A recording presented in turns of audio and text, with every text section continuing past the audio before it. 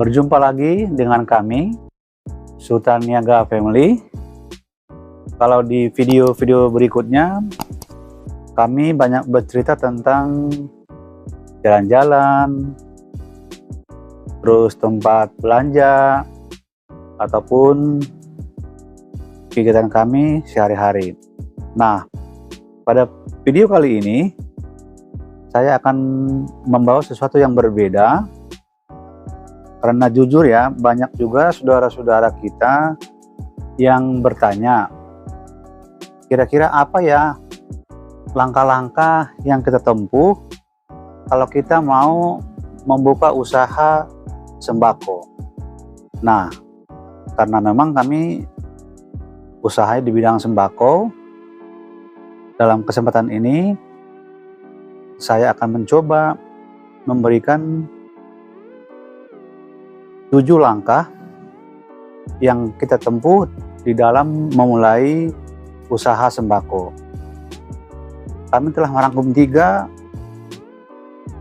jawaban ataupun pendapat dari berbagai sumber. Nanti tinggal kita gabungkan kira-kira mana yang lebih cocok dengan sesuai dengan lokasi kita. Nah, yang kita mulai dari yang pertama. Katakanlah ini si A. Si A ini memiliki pendapat bahwa langkah pertama untuk memulai usaha sembako adalah perencanaan awal yang bagus. Nah, tentu memang di dalam memulai suatu usaha tentu diawali dengan perencanaan yang bagus. Tapi apakah ini menjadi pendapat yang berikutnya, katakanlah si B, kita coba lihat. Nah, di sini ada perbedaan yang mana menurut si B ini yang menjadi langkah pertama untuk membuka usaha sembako adalah menentukan lokasi usaha. Nah, menurut saya juga ini masuk akal juga, di mana kita menentukan suatu lokasi yang cocok untuk usaha kita. Bagaimana dengan si C atau orang yang ketiga? Apakah pendapat si C ini sama dengan si A dan si B? Ternyata dia memiliki pendapat yang pertama, langkah awal yang harus ditepati adalah mencari lokasi yang tepat. Jadi dia sesuai dengan si B tadi. Nah, di 3 jawaban ini tentu memiliki alasan maupun pendapat yang berbeda-beda. Nah, kita berikutnya yang kedua. Langkah kedua yang harus kita tempuh di dalam membuka usaha, khususnya di usaha sembako adalah, menurut si A atau orang pertama tadi, adalah menentukan produk sembako yang akan dijual. Menentukan produk sembako yang akan dijual. Nah, ini juga merupakan suatu langkah yang bagus juga, di mana kita harus menentukan produk ataupun barang yang harus kita jual nantinya. Sementara menurut orang kedua atau si B lah kita bilang, langkah kedua adalah kenali calon konsumen. Jadi menurut si B ini kita harus mengenali dulu kira-kira konsumen kita di level berapa sih, kira-kira begitu ya. Kenali calon konsumen. Dengan begitu nanti kita mungkin bisa mempersiapkan kira-kira produk ini yang dibutuhkan si konsumen di lingkungan saya nanti, kira-kira begitu. Nah, dan yang ketiga, dia berpendapat langkah kedua adalah melakukan riset pasar. Dia mungkin melakukan suatu penelitian lebih awal, kira-kira di lokasi yang akan kita buka nanti, barang apa dan produk apa yang dibutuhkan. Hampir sama dengan pendapat yang di awal tadi. Kemudian yang ketiga, apa pendapat orang pertama atau si A tadi? Langkah ketiga yang harus dilakukan untuk memulai usaha sembako. Dia berpendapat bahwa yang ketiga adalah memilih sistem penjualan yang tepat. Memilih sistem dalam arti kata, kira-kira cara kita untuk melakukan penjualan itu yang tepat untuk saat ini kira-kira seperti apa. Ini menurut si A atau orang pertama. Yang kedua, menurut orang kedua atau si B, melakukan survei harga untuk menentukan modal usaha sembako. Nah, yang si B lebih cenderung dia melakukan survei dulu harga, supaya nanti di dalam melaksanakan atau menjalankan usaha itu bisa menerapkan harga yang sama dengan usaha ataupun toko-toko yang lain. Kira-kira begitu mungkin tujuannya ini. Atau lebih mungkin bisa memberikan harga di bawah atau lebih murah dengan harga di toko sebelah ataupun saingan kita lah. Kira-kira seperti itu. Nah, yang berikutnya si C atau orang ketiga, dia berpendapat bahwa langkah ketiga adalah kira-kira menentukan modal usaha. Modal usaha di sini mungkin berupa dana lah kira-kira ya. Kira-kira berapa modal usaha yang dibutuhkan untuk membuka suatu usaha sembako. Nah, si C ini dia lebih cenderung untuk mempersiapkan lebih dulu modal yang diperlukan nanti untuk memulai usaha tersebut. Nah, kita melangkah ke yang keempat, langkah keempat. Menurut orang pertama tadi atau si A lah kita bilang ya, yang keempat adalah menentukan target pemasaran. Menentukan target pemasaran itu kira-kira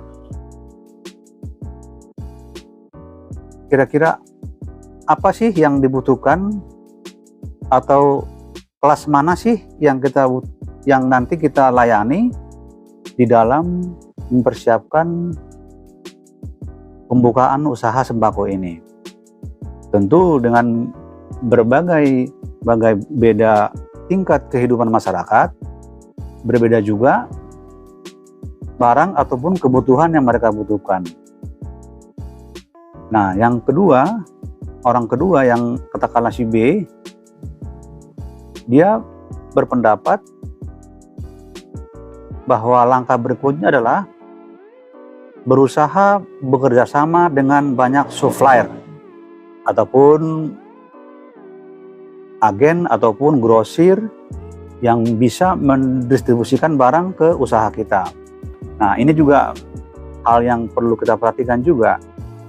Tidak mungkin kita mencari ataupun memenuhi semua kebutuhan usaha kita nantinya dengan usaha sendiri. Tentu kita memerlukan supplier ataupun distribusi yang sangat membantu demi kelancaran usaha kita nanti. Bagaimana dengan si C atau orang ketiga tadi? Menurut pendapat dia, langkah berikutnya adalah membuat toko yang menarik. Ini juga merupakan faktor yang mendukung ataupun menunjang di dalam membuat usaha sembako lebih diminati oleh pelanggan kita. Tentunya dengan desain yang bagus, menarik, tentu akan membuat daya tarik daripada pelanggan-pelanggan kita. Coba kita bandingkan sebuah toko atau warung yang begitu sembraut lah kita bilang ya. Penyusunan barang-barang yang tidak teratur tentu di samping memerlukan waktu untuk mencari sesuatu produk, dari segi pandang kita juga atau dari segi pandang pelanggan kita sudah kurang menarik. Tentu memang faktor ini juga memerlukan ataupun mendukung di dalam pelayanan usaha sembako kita. Kita langkah berikutnya, menurut si A atau orang pertama, langkah yang harus kita kerjakan ataupun kita tempuh di dalam membuka usaha sembako adalah membuat daftar barang. Daftar barang ini juga sangat diperlukan sekali, karena dengan adanya daftar barang ini tentu kita akan mengetahui barang-barang apa saja yang sudah masuk, ataupun katakanlah barang yang habis, atau barang yang harus segera dibeli, ataupun barang yang kurang diminati dengan pelanggan kita. Tentunya dengan adanya daftar barang-barang seperti itu, kita lebih mudah untuk menentukan langkah-langkah selanjutnya. Jadi tidak ada istilah untuk barang yang menumpuk atau adanya barang yang laku tapi tidak ada stoknya. Nah, ini juga merupakan langkah ataupun yang harus kita lakukan di dalam memulai atau menjalankan usaha sembako yang kita akan jalankan. Sementara orang kedua atau si B, dia berpendapat membuat desain warung sembako yang menarik. Nanti tadi ini di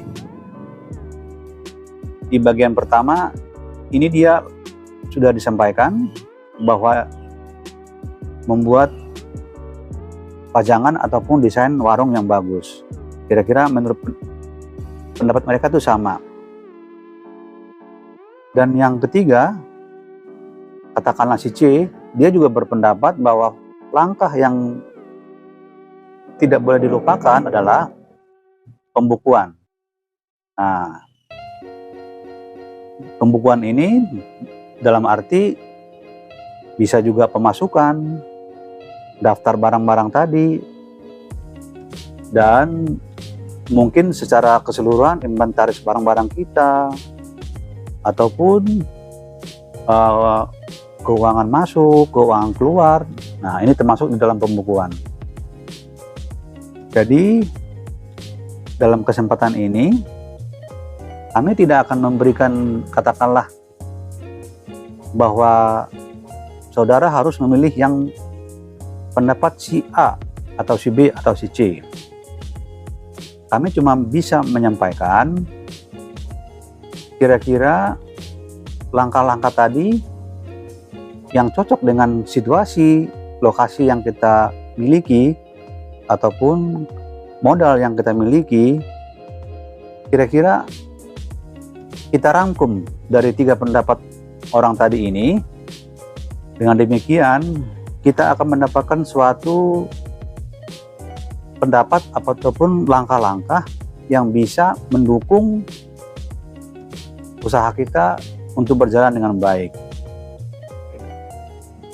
Karena memang sesuai dengan pengalaman kami yang sudah katakanlah membuka usaha sudah hampir 17 tahun, berbeda dengan lokasi yang satu dengan yang lain, itu juga mempengaruhi dengan situasi yang kita miliki. Contohnya seperti ini, tidak mungkin sama produk yang terlaku ataupun terlaris di suatu warung atau toko sembako, katakanlah toko sembako A, dengan toko sembako B yang berada di suatu daerah yang lain. Setiap daerah dia memiliki ataupun selera yang berbeda-beda. Kita ambil contoh umpamanya kopi lah, kopi. Kopi itu bisa kita simpulkan bahwa di tempat misal kota A yang laku itu kopi X umpamanya, dan di kota yang lain katakanlah kota B itu yang laku kopi Y. Jadi sangat mempengaruhi di dalam situasi lokasi tempat kita membuka usaha.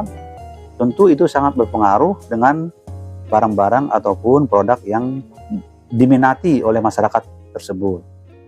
Jadi di dalam kesempatan ini tujuan kami menyampaikan video ini agar kita bisa mendapatkan suatu arahan dari 3 pendapat tadi untuk memiliki suatu pelajaran untuk membuka usaha sembako. Dan menurut saya secara pribadi, langkah-langkah ini bukan untuk di usaha sembako saja. Secara keseluruhan memang usaha lain pun, entah itu usaha di toko pakaian, toko yang lain, itu tidak mungkin sama barang-barang ataupun produk yang diminati masyarakat tersebut dengan di daerah yang lain. Nah, ini cuma secara garis besar saja, di mana 7 langkah tadi hampir memiliki kesamaan ataupun tujuan yang sama. Tadi yang pertama adalah lokasi yang tepat.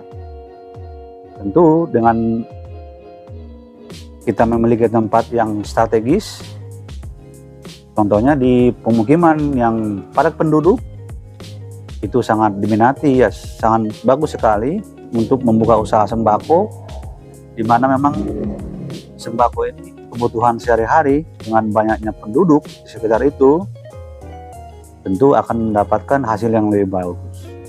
Dan yang kedua, kita mengenali calon konsumen. Nah, dengan kita mengenal konsumen kita di lingkungan kita, tentu kita akan berusaha untuk memenuhi produk ataupun barang yang mereka butuhkan. Dan yang ketiga, modal usaha untuk memulai usaha sembako. Dan ini merupakan hal mutlak ya, yang namanya modal tentu sangat diperlukan sekali, walaupun tingkat kebanyakannya itu bervariasi sesuai dengan kemampuan kita. Artinya kalau usaha modal kita katakanlah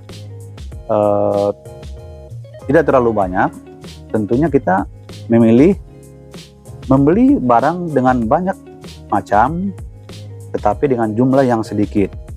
Dengan demikian, dengan jumlah yang banyak, macam-macam produk yang kita miliki akan menarik minat daripada pelanggan-pelanggan kita.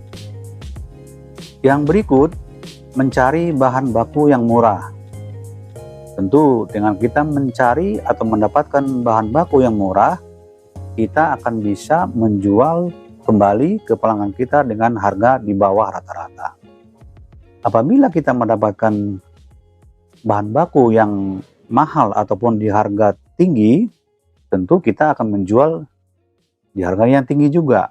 Dengan demikian, pelanggan kita akan merasa harga yang kita tawarkan itu mahal atau di atas rata-rata. Jadi kita berusaha untuk mencari bahan baku yang lebih murah. Dengan demikian, kita akan bisa menjual kembali ke pelanggan kita dengan harga yang murah juga. Dan yang kelima, membuat toko lebih menarik.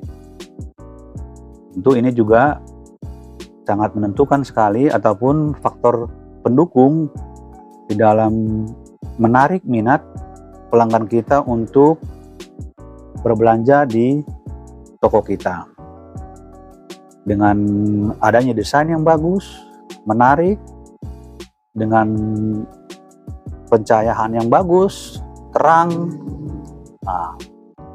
akan menambah selera ataupun minat pelanggan kita untuk berbelanja di toko kita. Dan yang keenam, memberikan pelayanan yang baik.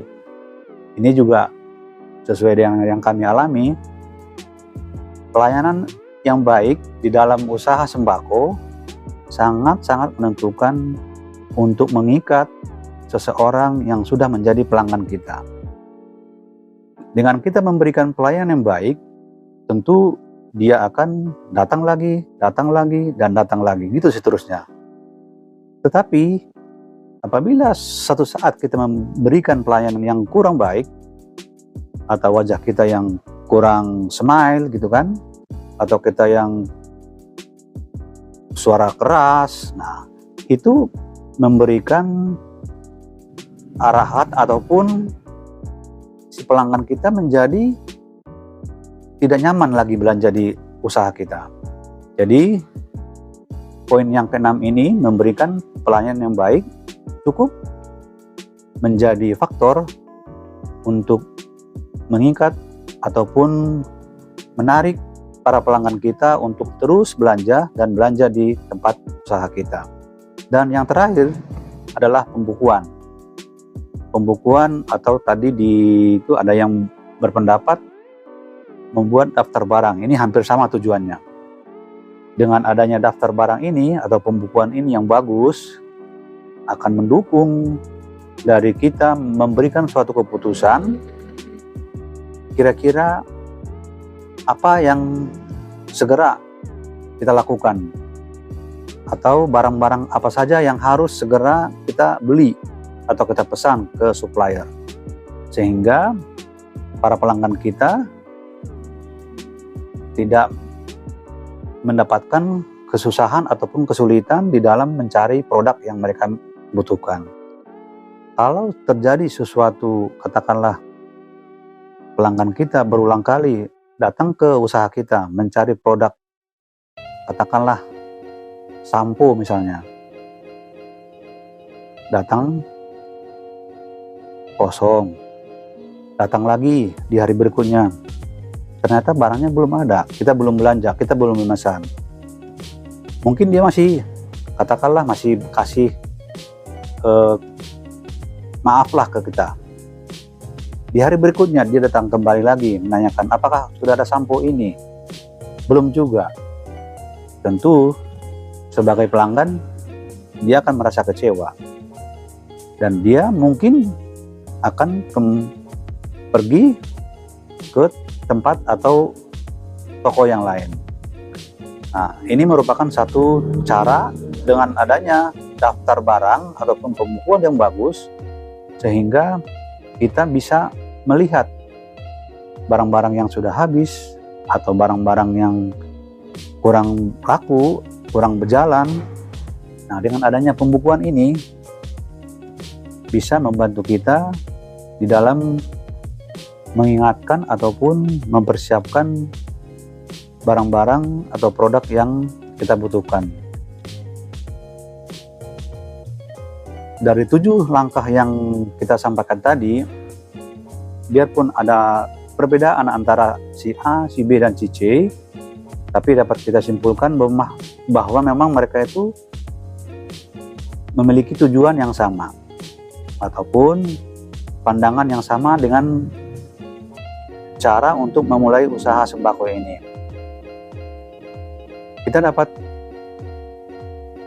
mudah-mudahan dengan adanya video ini membantu saudara-saudara yang akan memulai usaha sembako ataupun usaha lainnya, agar bisa menunjang keputusan ataupun hal-hal yang menyangkut dengan langkah-langkah untuk membuka usaha. Mudah-mudahan dengan menonton acara ini bisa menjadi inspirasi bagi saudara-saudara, dan apabila ada yang kurang sesuai atau kurang sependapat, bisa di komen di video kami agar bisa kami menjadi masukan dan untuk kami pelajari di dalam menyampaikan di video-video berikutnya. Mudah-mudahan ini bisa membantu dalam Anda untuk membuka usaha sembako khususnya, agar kita bisa berbagi pendapat atau berbagi pengalaman di dalam hal membuka usaha sembako, dan usaha lainnya. Demikian video kita kali ini. Salam sukses untuk kita semua.